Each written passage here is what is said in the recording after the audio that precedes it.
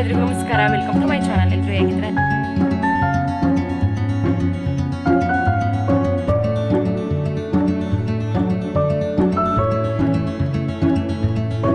Samosa ಹೆಂಗಿತ್ತೆ? ಬೀಡ ಬೈಸು.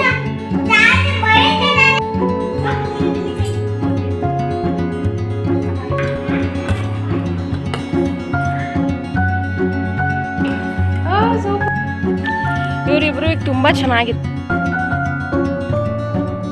Hi, ಎಲ್ರಿಗೂ ನಮಸ್ಕಾರ, welcome to my channel. ಎಲ್ಲರೂ ಹೇಗಿದ್ದೀರಾ? ಎಲ್ಲರಿಗೂ ಹೊಸ ವ್ಲಾಗ್ಗೆ ವೆಲ್ಕಮ್ ಮಾಡ್ತಾ ಇದ್ದೀನಿ. ಇವತ್ತು ಬೆಳಗ್ಗೆಯಿಂದನೇ ವ್ಲಾಗ್ ಮಾಡ್ತಾ ಇದ್ದೀನಿ. ನಾನು ತೋಟಕ್ಕೆ ಹೋಗೋ ಅಷ್ಟರಲ್ಲಿ ಮನೆಯಿಂದ ಇರುವಂತಹ ತೋಟಕ್ಕೆ ಹಸುಗಳನ್ನ ಒಂದ್ಸಲ ಕಟ್ಟಿರ್ತೀನಿ. ನಾನು ತಿಂಡಿ ಎಲ್ಲ ಮುಗಿಸಿ ಹೋಗೋ ಅಷ್ಟರಲ್ಲಿ ಸ್ವಲ್ಪ ಚೆನ್ನಾಗಿ ತಿಂದಿರ್ತವೆ. ಮತ್ತು ವಾಪಸ್ ನಾನು ಇನ್ನೊಂದು ತೋಟಕ್ಕೆ ಹೋಗ್ತೀನಲ್ಲ, ಆವಾಗ ಇವ್ರನ್ನೂ ಕೂಡ ಕರ್ಕೊಂಡು ಹೋಗ್ತೀನಿ. ಈ ಗುಲಾಬಿ ಗಿಡ ಎಷ್ಟು ಚೆನ್ನಾಗಿತ್ತು, ಎಷ್ಟು ಚೆನ್ನಾಗಿ ಹೂ ಬಿಡ್ತಾ ಇತ್ತು. ಬಟ್ ಈ ಥರ ಹುಳ ಎಲ್ಲ ತಿಂದುಬಿಟ್ಟಿದೆ, ಹಾಗಾಗಿ ಇವಾಗ ಚೆನ್ನಾಗಿ ಹೂ ಬಿಡ್ತಾ ಇಲ್ಲ. ಒಂದು 3 ಹೂವಿತ್ತು. ನನ್ನ ಮಕ್ಕಳು 3 ದಿನದಿಂದ ಸಮೋಸ ಕೇಳ್ತಾಯಿದ್ರು. ಮತ್ತು ಇವತ್ತು ವಾರ ಇತ್ತು, ಇವತ್ತು ಮಾಡೋದು ಬೇಡ ಅಂತ ಅಂದ್ಕೊಂಡೆ. ಬಟ್ ಅಷ್ಟು ಕೇಳ್ತಾ ಇದ್ರಲ್ಲ ಅಂತ ಮಾಡೋಣ ಅಂತ ಅಂದ್ಕೊಂಡೆ. ಫಸ್ಟು ಚಪಾತಿ ಮಾಡಿಕೊಂಡೆ ನಮಗೆ. ನಂತರ ಅದಕ್ಕೆ ಆಲೂಗೆಡ್ಡೆ ಸ್ಟಫಿಂಗ್ ಬೇಕಿತ್ತಲ್ಲ, ಆಲೂಗೆಡ್ಡೆ ಪಲ್ಯ ಮಾಡಿಕೊಂಡೆ. ವಾರದ ದಿನ ನಾನು ಆದಷ್ಟು ರೈಸ್ ಐಟಮೇ ಮಾಡ್ತೀನಿ, ಬೇಗ ಆಗುತ್ತೆ ಅಂತ. ಇಲ್ಲ ಅಂತಂದರೆ ತುಂಬಾ ಟೈಮ್ ತೊಗೊಳತ್ತೆ. ಬಟ್ ಪ್ರತಿದಿನ ಬೇಗ ಕೆಲ್ಸಕ್ಕೆ ಹೋಗೋದು ಅಂತ ರೈಸ್ ಐಟಮೇ ಮಾಡಿರ್ತೀನಿ. ಹಾಗಾಗಿ ಇವತ್ತೇನಾದರೂ ಬೇರೆ ಮಾಡಬೇಕು ಅಂತ ಅಂದ್ಕೊಂಡೆ.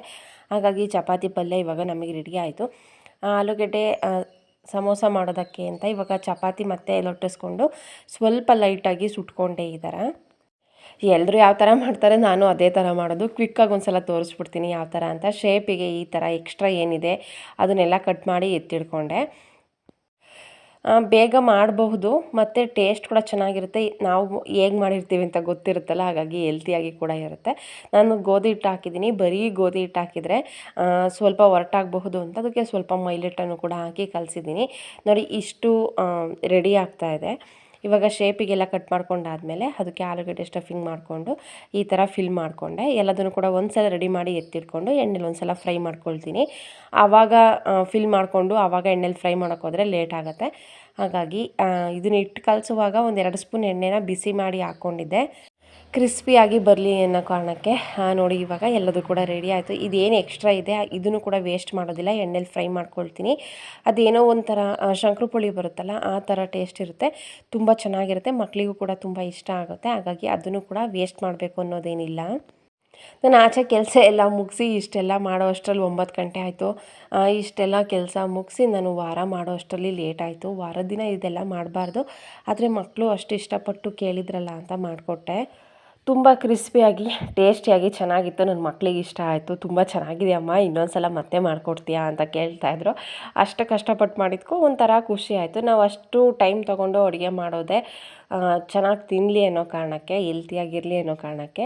ಅವರು ಏನಾದರೂ ಒಂದು ಸಲ ಏನೂ ಅವಾರ್ಡ್ ಕೊಡೋದು ಬೇಡ, ಚೆನ್ನಾಗಿದೆ ಅಂತಂದರೆ ಅಷ್ಟೇ ಸಾಕು, ನಮಗೂ ಖುಷಿ ಆಗುತ್ತೆ. ನೋಡಿ, ಇದು ನಾನು ಮಾಡಿರೋದು, ಇವೆಲ್ಲ ನನ್ನ ಮಕ್ಕಳು ಮಾಡಿರೋದು. ಏನೇನೋ ಮಾಡಿಟ್ಕೊಂಡಿದ್ದಾರೆ ಆಟ ಆಡೋದಕ್ಕೆ. ಒಂದು ಸಣ್ಣದ ಬಿಲ್ಲೆ ತೊಗೊಂಡು ಅದ್ರಲ್ಲಿ ಮಾಡಿರೋದು. ಹಾಯ್ ಪಾಪ, ಹೆಂಗಿತ್ತೆ ತಿಂಡಿ? ಸಮೋಸ ಹೆಂಗಿತ್ತೆ? ಬೀಡ.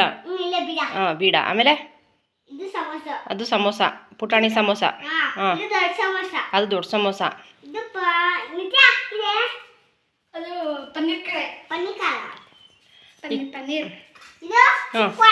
ಚಿಕ್ಕ ವಡೆ. ಸಮೋಸ ಅಮ್ಮ ಮಾಡ್ರೆ ಸಮೋಸ ಹೆಂಗಿತ್ತೆ? ಇಷ್ಟ ಆಯ್ತಾ? ಹಾಯ್, ಎಲ್ರಿಗೂ ನಮಸ್ಕಾರ, ವೆಲ್ಕಮ್ ಟು ಮೈ ಚಾನಲ್. ಎಲ್ಲರೂ ಹೇಗಿದ್ರೆ ಎಲ್ಲರಿಗೂ ಹೊಸ ವ್ಲಾಗ್ಗೆ ವೆಲ್ಕಮ್ ಮಾಡ್ತಾ ಇವತ್ತಿನ ಪುಟಾಣಿ ವ್ಲಾಗನ್ನು ಸ್ಟಾರ್ಟ್ ಮಾಡ್ತಾ ಇದ್ದೀನಿ. ಈ ವ್ಲಾಗ್ ನಿಮಗೆ ಇಷ್ಟ ಆದರೆ ಲೈಕ್ ಮಾಡಿ, ಶೇರ್ ಮಾಡಿ ಪ್ಲೀಸ್. ನಮ್ಮ ಚಾನಲ್ಗೆ ಯಾರು ಸಬ್ಸ್ಕ್ರೈಬ್ ಆಗಿಲ್ಲ, ಸಬ್ಸ್ಕ್ರೈಬ್ ಮಾಡ್ಕೊಂಡು ಸಪೋರ್ಟ್ ಮಾಡಿ ಅಂತ ಕೇಳ್ಕೊಳ್ತಾ ಇದ್ದೀನಿ. ಬನ್ನಿ ಇವತ್ತಿನ ಈ ವ್ಲಾಗನ್ನು ಸ್ಟಾರ್ಟ್ ಮಾಡೋಣ, ಹೇಗೆ ಹೋಗುತ್ತೆ ಅಂತ ನೋಡೋಣ. ಇವತ್ತು ಗುರುವಾರದ ವ್ಲಾಗನ್ನು ಸ್ಟಾರ್ಟ್ ಮಾಡ್ತಾ ಇದ್ದೀನಿ. ಬೆಳಗ್ಗೆ ತಿಂಡಿ ಇವತ್ತು ಚಪಾತಿ ಜೊತೆಗೆ ಸಮೋಸ ಆಗಿತ್ತು. ನನ್ನ ಮಕ್ಕಳು ಮೊನ್ನೆಯಿಂದ ಕೇಳ್ತಾಯಿದ್ರು, ಮಮ್ಮಿ ಸಮೋಸ ಮಾಡಿಕೊಡು ಅಂತ. ಮೊನ್ನೆ ಸಂಜೆ ಕರೆಂಟ್ ಬಂತು, ಕರೆಂಟ್ ಇರಲಿಲ್ಲ, ಹಾಗಾಗಿ ಮಾಡಲಿಲ್ಲ. ನೆನ್ನೆ ತೋಟಕ್ಕೆ ಹೋಗಿ ಫುಲ್ಲು ಟಯರ್ಡ್ ಫೀಲ್ ಆಗ್ತಾಯಿತ್ತು, ಹಾಗಾಗಿ ಮಾಡಲಿಲ್ಲ. ಇವತ್ತು ಸಂಜೆನೂ ಅದೇ ಆಗಿರುತ್ತೆ, ತೋಟಕ್ಕೆ ಹೋಗಿ ಬಂದರೆ ಮುಗೀತು ಟಯರ್ಡ್ ಅಂತ ಅನ್ನಿಸ್ತಾ ಇರುತ್ತೆ. ಹಾಗಾಗಿ ಇವತ್ತು ಮಾಡೋಕ್ಕಾಗಲ್ಲ ಅಂತ ಬೆಳಗ್ಗೆನೇ ಮಾಡಿಕೊಟ್ಟೆ. ಇಬ್ಬರು ಖುಷಿ ಆದರು, ನನಗಷ್ಟೇ ಸಾಕು. ಬನ್ನಿ ಇವತ್ತಿನ ವ್ಲಾಗ್ ಹೇಗೆ ಹೋಗುತ್ತೆ ಅಂತ ನೋಡೋಣ. ಬೈಸು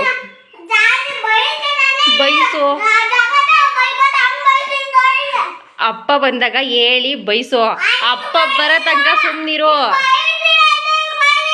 ಬೈಸು ಬೈಸು.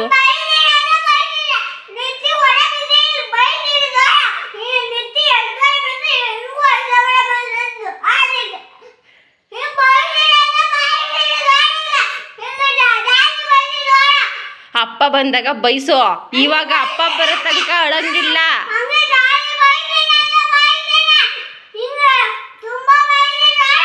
ಬೈಸುವಂತೆ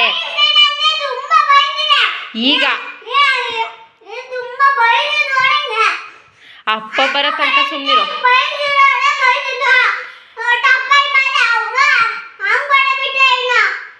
ಅಪ್ಪ ಬಂದಾಗ ಬೈಸು.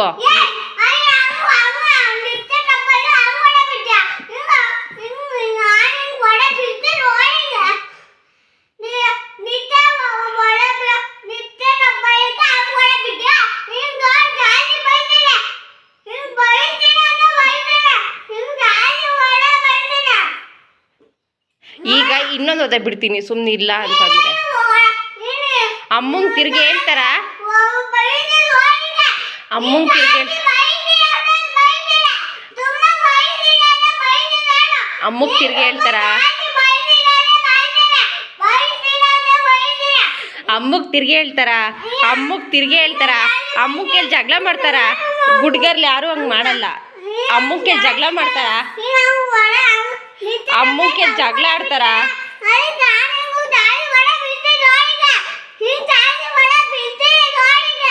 ಅಮ್ಮಕ್ಕೆ ಜಗಳ ಆಡ್ತಾರ. ಅಮ್ಮಗ್ ಬೈತಾರ.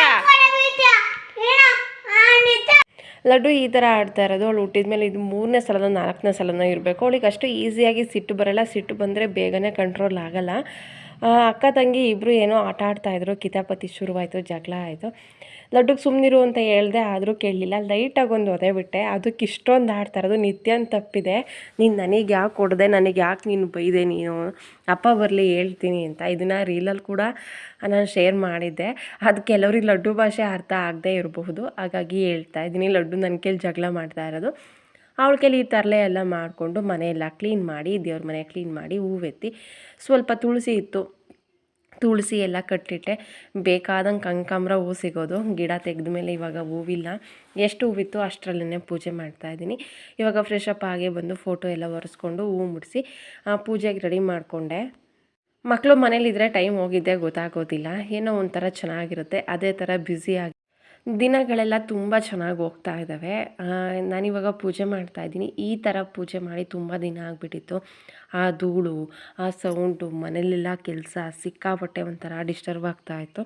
ಹಾಗಾಗಿ ನಾನು ಇಷ್ಟು ನೀಟಾಗಿ ಕ್ಲೀನ್ ಮಾಡಿಕೊಂಡು ಎಲ್ಲ ಪೂಜೆ ಮಾಡಿರಲಿಲ್ಲ. ಇವತ್ತು ಇಲ್ಲಿ ನಿಧಾನ ಆದರೂ ಪರವಾಗಿಲ್ಲ, ನೀಟಾಗಿ ಪೂಜೆ ಮಾಡಬೇಕು ಅನ್ನೋ ಕಾರಣಕ್ಕೆ ಎಲ್ಲದನ್ನು ಕ್ಲೀನ್ ಮಾಡಿಕೊಂಡು ಪೂಜೆ ಮಾಡಿದೆ. ನೋಡಿ, ಇವತ್ತು ನಮ್ಮ ರಾಯರಿ ಈ ಥರ ಕಾಣಿಸ್ತಾ ಇದ್ದಾರೆ. ಸಿಕ್ಕಾಪಟ್ಟೆ ಖುಷಿ ಆಯಿತು. ಪೂಜೆ ಎಲ್ಲ ಆದಮೇಲೆ ಅವ್ರನ್ನ ನೋಡೋದೇ ಒಂಥರ ಖುಷಿ ನನಗೆ. ಮನೇಲೆಲ್ಲ ಇವಾಗ ಕೆಲಸ ಎಲ್ಲ ಮುಗಿಸಿ ಮತ್ತೆ ಸಂಜೆ ಮೇಲೆ ತೋಟಕ್ಕೆ ಹೋಗಬೇಕು. ಹಸು ಮೇಯಿಸೋದಿದೆ, ಸ್ವಲ್ಪ ಕಳೆ ತೆಗಿಯೋದಿದೆ. ಕಳೆ ಅಂತೂ ಈ ಸಲ ಮುಗೀತಾನೇ ಇಲ್ಲ, ಆ ಥರ ಆಗಿಬಿಟ್ಟಿದೆ. ಇವಾಗ ತಾನೇ ತೋಟಕ್ಕೆ ಬಂದೆ. ಹಸುಗಳನ್ನ ಸ್ವಲ್ಪ ಹೊತ್ತು ಮೇಯಿಸೋದಿತ್ತು, ಸ್ವಲ್ಪ ಹೊತ್ತು ಬೇರೆ ಕೆಲಸ ಇತ್ತು. ಕೆಲಸ ಎಲ್ಲ ಮುಗಿಸ್ಕೊಂಡು ಇವಾಗ ಸ್ವಲ್ಪ ಹೊತ್ತು ಕೂತ್ಕೊಂಡು ಹಸುಗಳು ಮೇಯಿಸ್ಕೊಂಡು ಮನೆಗೆ ವಾಪಸ್ ಹೊಡ್ಕೊಂಡು ಹೋಗೋದು. ವೆದರ್ ಎಷ್ಟು ಚೆನ್ನಾಗಿದೆ ಗೊತ್ತಾ. ಅವಾಗಲೂ ಹಿಂಗಿದ್ರೆ ಹೇಗಿರುತ್ತಪ್ಪ ಅಂತ ಅನ್ನಿಸ್ತಾ ಇದೆ. ಅಷ್ಟು ಚೆನ್ನಾಗಿದೆ. ಅದು ಏರ್ ವಾಶ್ ಮಾಡಿದ್ದು, ತಲೆನೇ ಬಾಚ್ಕೊಂಡಿಲ್ಲ, ಹಂಗೆ ಬಂದುಬಿಟ್ಟೆ. ಬ್ಯುಸಿ ಇದ್ದೆ, ಹಾಗಾಗಿ ವೆದರ್ ತೋರಿಸ್ಲಾ ಹೇಗಿದೆ ಅಂತ. ಎಷ್ಟು ತಣ್ಣು ಗಾಳಿ ಬರ್ತಾ ಇದೆ ಗೊತ್ತಾ. ಸ್ವಲ್ಪನೂ ಬಿಸಿಲಿಲ್ಲ. ಹೋದ ವರ್ಷ ಒಂದು 2-3 ತಿಂಗಳು ಇದೇ ಥರ ಇತ್ತು. ಬಿಸಿಲು ಅನ್ನೋದೇ ನೋಡಿರಲಿಲ್ಲ. ಫುಲ್ಲು ವೆದರ್ ಯಾವಾಗಲೂ ಇದೇ ಥರ ಇರೋದು. ಬೆಳಗ್ಗೆ ಮಧ್ಯಾಹ್ನ ಸಂಜೆ ಏನೂ ಗೊತ್ತಾಗ್ತಿರ್ಲಿಲ್ಲ. ಕೆಲಸ ಮಾಡೋದಕ್ಕೆ ಒಂಥರ ಚೆನ್ನಾಗಿತ್ತು. ನೋಡಿ, ಮೇಯೋದಕ್ಕೆ ಈ ವಿಚಾರಕ್ಕೆ ನನಗೆ ತುಂಬಾ ಬೇಜಾರಾಗುತ್ತೆ. ನಾವು ಸಾಕೋದೇ ಬೇಡ ಅಂತ ಅನ್ನಿಸ್ಬಿಡುತ್ತೆ. ನಿಮಗೂ ಗೊತ್ತು, ದೊಡ್ಡಮ್ಮ ಊರಿಂದ ಜಾನು ಕರ್ಕೊಂಡು ಬಂದಿದ್ದೆ. ತುಂಬ ಚೆನ್ನಾಗಿತ್ತು, ತುಂಬ ಚೆನ್ನಾಗಿ ಹೊಂದ್ಕೊಂಡಿತ್ತು. ಏನೋ ಒಂಥರ ಮಾತಾಡೋದು, ಬಟ್ ಅದು ಇವಾಗಿಲ್ಲ. 1-2 ದಿನ ಊಟ ಬಿಡ್ತು, ಏನೋ ಅಂತ ಗೊತ್ತಾಗಲಿಲ್ಲ. ಡಾಕ್ಟ್ರ್ ಕರೆಸ್ಬೇಕು ಅಂತ ಅಂದ್ಕೊಂಡ್ವಿ. ಅದು ಆಚೆಗೆ ಹೋಗಿದ್ದು ಮತ್ತು ಒಳಗೇ ಬರಲಿಲ್ಲ. ಎಲ್ಲಿಗೋಯ್ತು, ಏನಾಯಿತು, ಇದೆಯಾ ಇಲ್ವಾ ಏನೂ ಗೊತ್ತಾಗ್ತಾ ಇಲ್ಲ. ಸಿಕ್ಕಾಪಟ್ಟೆ ಬೇಜಾರಾಗುತ್ತೆ. ತುಂಬ ಚೆನ್ನಾಗಿ ಹೊಂದ್ಕೊಂಡಿತ್ತು. ಏನೇನೋ ಮಾತಾಡ್ತಾ ಇರೋದು ಅಂತೆಲ್ಲ ಹೇಳೋದು. ನನ್ನ ಹಸ್ಬೆಂಡ್ಗಂತೂ ತುಂಬ ಚೆನ್ನಾಗಿ ಹೊಂದ್ಕೊಂಡು ತೋಟಕ್ಕೆಲ್ಲ ಜೊತೆಲೆಲ್ಲ ಹೋಗೋದು. ಆದರೆ ಇವಾಗ ಅದು ನಮ್ಮ ಜೊತೆಗೆ ಈಗಿಲ್ಲ. ಇವಾಗ ಹಾಲು ಸೋರೆಕಾಯಿ ಮೊಸರುಳಿ ಇದನ್ನು ಸಾಂಬಾರು ಶೇರ್ ಮಾಡ್ಕೊಳ್ತೀನಿ. ಇವಾಗ ಹಾಲು ಸೋರೆಕಾಯಿ ಏನಿತ್ತು ಅದನ್ನು ಮೇಲ್ಗಡೆ ಸಿಪ್ಪೆ ಮತ್ತು ತಿಳಲು ತೆಗೆದು ಉಪ್ಪು ಹಾಕಿ ಒಂದು 3 ವಿಷಲ್ ಕೂಗಿಸ್ಕೊಂಡು ಅದನ್ನು ಸ್ಮ್ಯಾಶ್ ಮಾಡಿ ಎತ್ತಿಡ್ಕೋತೀನಿ. ಬೆಳ್ಳುಳ್ಳಿ, ಜೀರಿಗೆ, ಸ್ವಲ್ಪ ಅರಿಶಿನದ ಪುಡಿ, ಸ್ವಲ್ಪ ಧನಿಯಾ ಪುಡಿ, ಜೊತೆಗೆ ಸ್ವಲ್ಪ ಕೊತ್ತಂಬರಿ ಸೊಪ್ಪು, ಹಾಗೆ ಹಸಿರು ಮೆಣಸಿನ್ಕಾಯಿನ ಹುರಿದ್ಬಿಟ್ಟು ಹಾಕ್ಕೊಂಡು ಮಸಾಲೆ ರುಬ್ಕೊಂಡಿದ್ದೀನಿ. ಅದಕ್ಕೆ ರುಚಿಗೆ ಬೇಕಾಗುವಷ್ಟು ಉಪ್ಪನ್ನು ಕೂಡ ಹಾಕ್ಕೊಂಡಿದ್ದೀನಿ. ಇವಾಗ ಒಗ್ಗರಣೆ ಮಾಡ್ಕೊಳ್ಳೋದು. ಒಂದು ಪಾತ್ರೆಗೆ ಕಡಲೆಬೇಳೆ, ಸಾಸಿವೆ, ಜೀರಿಗೆ, ಕರಿಬೇವಿನ ಸೊಪ್ಪು ಇರಲಿಲ್ಲ ಇದ್ದರೆ ಹಾಕ್ಕೊಳ್ಳಿ, ಚೆನ್ನಾಗಿರುತ್ತೆ. ಹಾಕ್ಕೊಂಡು ನೀಟಾಗಿ ಫ್ರೈ ಮಾಡ್ಕೊಳ್ಳೋದು. ಒಗ್ಗರಣೆ ಎಲ್ಲ ಆದಮೇಲೆ ಇವಾಗ ನಾವು ರುಬ್ಬಿಟ್ಕೊಂಡಿದ್ವಲ್ಲ ಆ ಮಸಾಲೆಯನ್ನು ಇದಕ್ಕೆ ಹಾಕ್ಕೊಳ್ಳೋದು. ಸಿಕ್ಕಾಪಟ್ಟೆ ಚೆನ್ನಾಗಿರುತ್ತೆ. ಈ ಬೇಸಿಗೆಗಂತೂ ಸೂಪರ್ ಸಾಂಬಾರು ಅಂತಲೇ ಹೇಳ್ಬೋದು. ರೈಸ್ಗೂ ಚೆನ್ನಾಗಿರುತ್ತೆ, ಮುದ್ದೆಗೂ ಕೂಡ ಚೆನ್ನಾಗಿರುತ್ತೆ.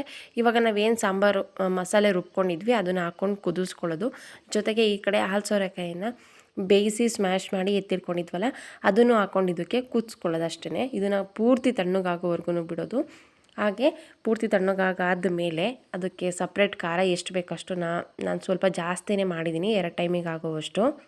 ಹಾಗಂತ ಒಂದೇ ಸಲ ಮಿಕ್ಸ್ ಮಾಡಿದರೆ ಚೆನ್ನಾಗಿರೋದಿಲ್ಲ. ಹಾಗಾಗಿ ಖಾರ ಸಪ್ರೇಟ್ ಎಷ್ಟು ಬೇಕಷ್ಟು ತಕ್ಕೊಂಡು ಅದಕ್ಕೆ ಮೊಸರು ಹಾಕ್ಕೊಳ್ಳೋದು. ಖಾರ ಪೂರ್ತಿ ತಣ್ಣಗಾದ ಮೇಲೆ ಚೆನ್ನಾಗಿ ಮಿಕ್ಸ್ ಮಾಡಿಕೊಂಡು ಇವಾಗ ಒಂದು ಸ್ವಲ್ಪ ಉಪ್ಪು ಟೇಸ್ಟ್ ನೋಡಿ ಕಡಿಮೆ ಆಗಿದ್ರೆ ಅಡ್ಜಸ್ಟ್ ಮಾಡ್ಕೊಳ್ಳೋದು ಅಷ್ಟೇ.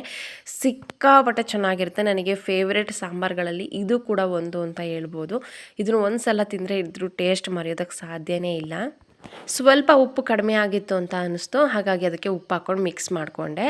ಇದೆಲ್ಲ ಆದಮೇಲೆ ಹಪ್ಪಳ ಇರಬೇಕಲ್ವ, ನಾನಿವಾಗ ಹಪ್ಪಳ ಜಾಸ್ತಿ ಎಣ್ಣೆಲಿ ತಾಳ್ಸೋದನ್ನು ಕಡಿಮೆ ಮಾಡಿದ್ದೀನಿ. ಎಣ್ಣೆ ಕಡಿಮೆ ಯೂಸ್ ಮಾಡಬೇಕು ಅನ್ನೋ ಕಾರಣಕ್ಕೆ ಇವಾಗ ಹಪ್ಪಳ ಎಲ್ಲ ಸುಟ್ಕೊಂಡೆ. ತುಂಬ ಚೆನ್ನಾಗಿ ಸುಡಬಹುದು. ಕೆಂಡದಲ್ಲಿ ಯಾವ ಥರ ಬರುತ್ತೆ ಅದೇ ಥರ ಇದರಲ್ಲೂ ಕೂಡ ಬರುತ್ತೆ.